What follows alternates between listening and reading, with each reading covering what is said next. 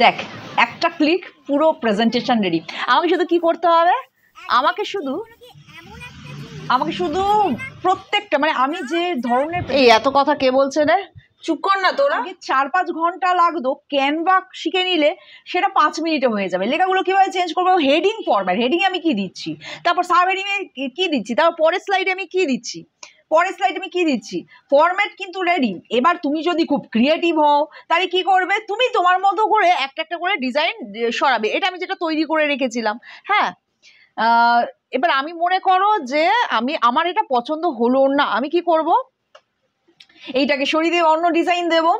সেটা তো গেল একটা দিক। এবার মনে করো তুমি ইউটিউবের থাম্বনেল বানাবে, কিভাবে বানাবে, এটা তো ভীষণ কাজে লাগে। এবং সব থেকে বড় কথা, এখন ডিজিটাল বা সোশ্যাল মিডিয়ার ডিম্যান্ড খুব বেশি। মানে তুমি যদি এটা শিখে নাও, তুমি কি করবে, তোমার কাজের কিন্তু অভাব হবে না। ঠিক আছে, এবার কিভাবে আমরা ইউটিউব, ক্যানভা খুবই ইম্পর্টেন্ট। হ্যাঁ, তো এবং খুব সোজা, খুব ইউজার ফ্রেন্ডলি বলতে মানে তুমি কিচ্ছু জানো না, খুব সামান্য কম্পিউটার জানো, তুমি যা কিছু ক্রিয়েট করতে পারবে, শুধু তোমাকে ইনস্ট্রাকশানে লিখতে হবে। এমনকি এখন এমন ফিচার এসে গেছে যে তুমি ছবিও ক্রিয়েট করতে পারবে। এটা অন্য বিষয় আছে ছবিগুলো কতটা কাজের হবে। বেসিক জিনিসগুলো শিখিনি। প্রথমেই তোমাকে জানতে হবে যে তুমি কি তৈরি করছো, তুমি কি ডিজিটাল মেটেরিয়াল রেডি করছো, মানে অনলাইনের মেটেরিয়াল রেডি করছো, নাকি অফলাইনের মেটেরিয়াল রেডি করছো। অফলাইন বলতে প্রিন্টেবল, মানে যেটা তুমি ছাপা নেবে। ঠিক আছে, যদি তুমি প্রিন্টেবল মেটেরিয়াল রেডি করো তাহলে সবার আগে তোমাকে কি করতে হবে, ঠিক ক্যানভাসের সাইজটা ঠিক করতে হবে। ঠিক আছে, আর যদি ডিজিটাল মেটেরিয়াল রেডি করো সেক্ষেত্রে ক্যানভাসের সাইজটার থেকেও কি শেপে রেডি করছো সেটা বেশি ইম্পর্টেন্ট। ইনফ্যাক্ট তুমি যদি সোশ্যাল মিডিয়ার কোনো আইকন মানে কোনো থাম্বনেল বা কোনো পোস্ট ক্রিয়েট করো, সেই কাজটা অনেক সোজা। অনেক এক্সাম্পল, অনেক কিছু পেয়ে যাবে। ফর এক্সাম্পল, আমি মনে করো ইনস্টাগ্রামের একটা পোস্টের থাম্বনেল তৈরি করব, তো আমি জাস্ট লিখবো ইনস্টা, বা একটা পোস্ট তৈরি করবো ইনস্টা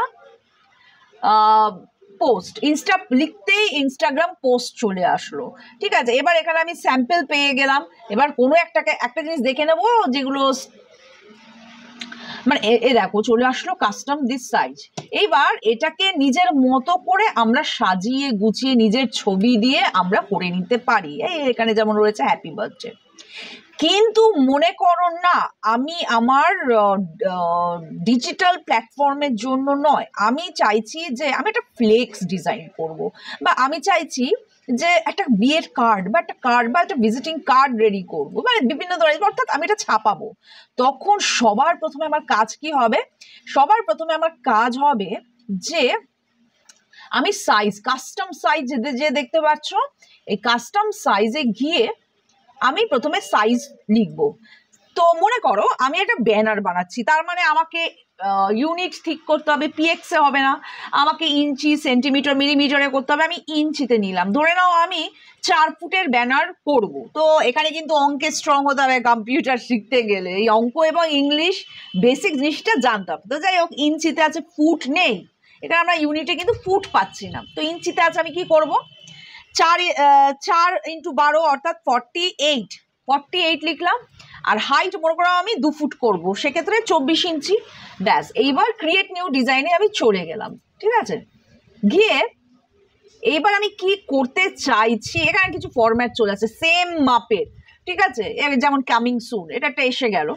আর যখন নাকি এই যে ড্রয়িং ডিজাইন একটা স্যাম্পল আসছে, এখানে স্যাম্পল সিলেকশনের সময় এই জায়গায় দেখতে পাচ্ছ একটা রাজার টুপি আর প্রো লেখা রয়েছে। এটা আমরা করবো না সিলেক্ট, কেন, কারণ এটা হলো গিয়ে আমাদের টাকা দিয়ে কিনতে হবে। এগুলো এবার আমি এক এক করে তোমাদের শেখাবো। তোমরা কিন্তু শুধু লিখলে হবে না, নিজেদের হাতে কিন্তু প্র্যাকটিস করতে হবে। ঠিক আছে, তো প্রথমেই আমি যেটা শেখাবো